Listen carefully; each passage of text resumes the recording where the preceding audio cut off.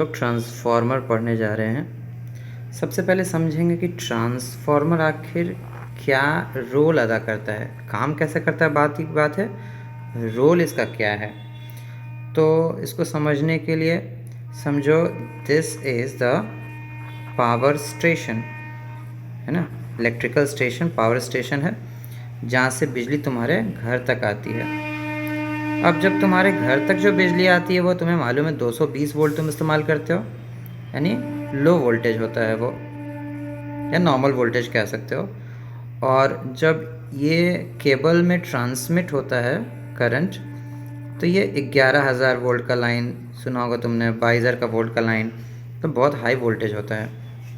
अब ये भी एक सवाल है कि 11,000 ही क्यों होता है, क्या सुबह है इसीलिए 11? नहीं नहीं, 11,000, 22,000, 44,000 ये सब का लाइन रहता है, बहुत हाई वोल्टेज पर रहता है। तो पावर स्टेशंस में भी जो हमारा ईएमएफ पैदा होता है ना, वो बहुत कम ही रहता है। उसको फिर हम लोग क्या करते हैं, वोल्टेज को हम लोग बढ़ाते हैं ना, वोल्टेज को हम लोग क्या करते हैं, वहाँ से बढ़ाते हैं और यहाँ पर ला के वोल्टेज को घटाते हैं, कंज्यूमर एंड में ला के घटाते हैं। और जब पावर स्टेशन बनाते हैं तो वहाँ से बढ़ाकर 11,000 का करते हैं। उतना 11,000 घर में इस्तेमाल नहीं हो सकता है, तो उसको घटा के 220 तक पहुँचाते हैं। तो यहीं पे ये ट्रांसफार्मर का रोल है यहाँ, और घटाने के लिए भी ट्रांसफार्मर का रोल है। ट्रांसफार्मर का मतलब होता है ट्रांसफॉर्म करना, यानी किसी एक चीज़ को दूसरे फॉर्म में बदलना। अब सवाल है ट्रांसफार्मर का नाम ट्रांसफार्मर क्यों पड़ा? ट्रांसफॉर्म करने के लिए। क्या ट्रांसफॉर्म करने के लिए? वोल्टेज ट्रांसफॉर्मेशन का काम करता है ये। तो वोल्टेज को ट्रांसफॉर्म करने का मतलब या तो वोल्टेज को बढ़ा सकता है या घटा सकता है। तो अगर वोल्टेज को बढ़ा दिया तो उसे कहते हैं step up voltage, step up transformer. और अगर वोल्टेज को घटाने के जो काम में आया वैसा ट्रांसफार्मर कहते हैं स्टेप डाउन ट्रांसफार्मर। क्या नाम है? Step up transformer. ऐसा ट्रांसफार्मर है, तो यहाँ पे क्या लगाते हैं? स्टेप अप ट्रांसफार्मर, वोल्टेज को बढ़ाने के लिए। और कंज्यूमर एंड यहाँ पर जब हम यूज़ करेंगे तो क्या हम लगाएंगे? Step down transformer. क्यों? ताकि यहाँ पे वोल्टेज को हम घटाने के लिए लगाते हैं। ट्रांसफार्मर का रोल और इम्पोर्टेंस समझ में आ गया, लेकिन किसी को लगेगा कि सर जब यहाँ पे भी कम है और इस तरफ भी कम ही है, हमारा दोनों तरफ तो कम ही है, तो हम कम से कम भेज देते हैं, क्या दिक्कत है? क्यों आखिर हम, सवाल उठता है क्यों आखिर हम वोल्टेज को पहले बढ़ाते हैं फिर घटाते हैं? तो उसका जवाब सुनो।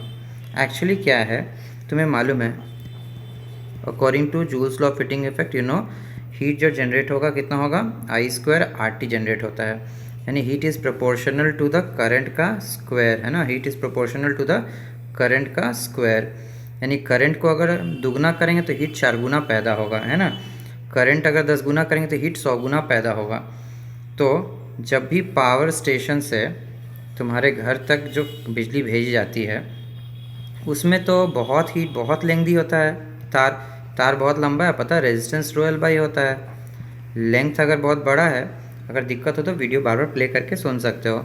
अगर लेंथ बहुत बड़ा है तो रेजिस्टेंस बहुत ज़्यादा होगा, तो हीट इतना जनरेट होगा कि जो पावर हम यहाँ से भेजेंगे, मान लो 100 मेगावाट भेजें, तो यहाँ जाते तो बहुत कम बचेगा, बहुत ज़्यादा लॉस हो जाएगा। तो इसी लॉस के भरपाई के लिए, मतलब ज़्यादा लॉस तो ख़त्म नहीं किया सकता है, इसके लिए दिमाग लगाया जाता है। कैसा दिमाग लगाया जाता है कि इस पावर को कम से कम नुकसान के लिए, पावर जानते हैं I/V होता है। तो अगर मान लो पावर यहाँ से 100 भेज रहे हैं, करंट तुम्हारा 1 है तो वोल्टेज 100 है, करंट 2 है तो वोल्टेज कितना हो गया? 50। करंट अगर 4 कर देंगे तो वोल्टेज क्या हो जाएगा? 25। यानी देख रहे हैं कि करंट जितना ज़्यादा है, यही यूँ क्या, करंट जितना कम होगा वोल्टेज उतना ज़्यादा रखना पड़ेगा। करंट बहुत कम तो वोल्टेज बहुत ज़्यादा, करंट ज़्यादा तो वोल्टेज कम, और करंट कम तो वोल्टेज ज़्यादा। तो हम चाहते हैं कि करंट I जो है वो कम से कम हो।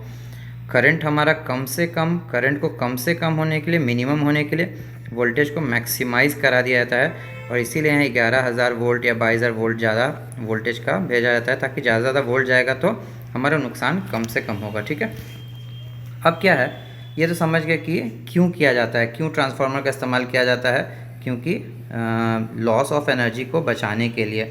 अब काम कैसे करता है एक ट्रांसफार्मर, उसको समझने की कोशिश करेंगे। तो एक आयरन कोर इस तरह से होता है,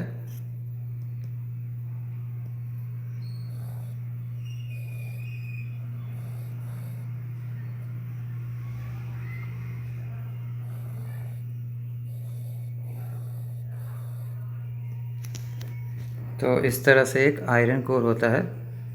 ठीक है, थोड़ा ख़राब बन गया, अच्छा कोई बात नहीं। तो ये यहाँ पे भी स्पेस रहेगा थोड़ा, ये बन गया है, कोई बात नहीं। तो यहाँ पर एक इस तरह से, इसको जाने दो, इस तरह से यहाँ पे वायर को लाकर लपेट दिया जाता है। ये तुम्हारा, यही तुम्हारा ट्रांसफार्मर है, ये ट्रांसफार्मर का कोर है। और यहाँ से वोल्टेज ईएमएफ पैदा हो रहा है, मतलब बन रहा है, पावर हाउस से जो तार आ रहा है तो इसमें करंट दौड़ रहा है। और एक और हम यहाँ पे टर्निंग्स बना रहे हैं ढेर सारे, और यहाँ पर लोड जोड़ दे रहे हैं। लोड मतलब यहाँ पे रेजिस्टेंस होगा, घर का जो हाउस होल्ड का सप्लाई है वो। तो ये हुआ तुम्हारा मुख्य कॉइल, इसको हम कहते हैं प्राइमरी कॉइल, ठीक है। और ये हुआ तुम्हारा दूसरा वाला, इसलिए इसको कहते हैं सेकेंडरी कॉइल। तो हमारा प्राइमरी कॉइल में क्या लोकेटेड होता है, सोर्स, और सेकेंडरी कॉइल की तरफ क्या अटैच होता है, लोड, है ना। अब इस वाले में करंट जो पैदा होगा वो इसमें मैग्नेटिक फ्लक्स पैदा करेगा। करंट चूँकि यहाँ पे ऑल्टरनेटिंग यानी चेंजिंग है, तो इसमें मैग्नेटिक फ्लक्स चेंजिंग होगा। और मालूम है चेंजिंग मैग्नेटिक फ्लक्स क्या पैदा करता है, ईएमएफ पैदा करेगा, यानी इसमें करंट पैदा करेगा। तो ये कौन सा प्रिंसिपल है, इलेक्ट्रोमैग्नेटिक इंडक्शन, और ख़ासकर कौन सा, म्यूचुअल वाला। This is mutual electromagnetic induction, है ना। ये क्या है, म्यूचुअल इलेक्ट्रोमैग्नेटिक इंडक्शन है। तो पूछता है कभी कभी एग्ज़ाम में कि बताओ कि कौन सा प्रिंसिपल पर तुम्हारा ये काम कर रहा है। तो कौन सा प्रिंसिपल पर, म्यूचुअल इलेक्ट्रोमैग्नेटिक इंडक्शन बोलो, या सिर्फ इलेक्ट्रोमैग्नेटिक इंडक्शन भी कह सकते हो तुम, जिस पे ये काम करता है। तो अब सवाल उठता है कि सर ये तो समझ गए हैं कि इसका करंट इसमें ये हो गया, इलेक्ट्रोमैग्नेटिक इंडक्शन चला गया, पर सवाल उठता है कि इसमें वोल्टेज का ट्रांसफॉर्मेशन कहाँ हुआ।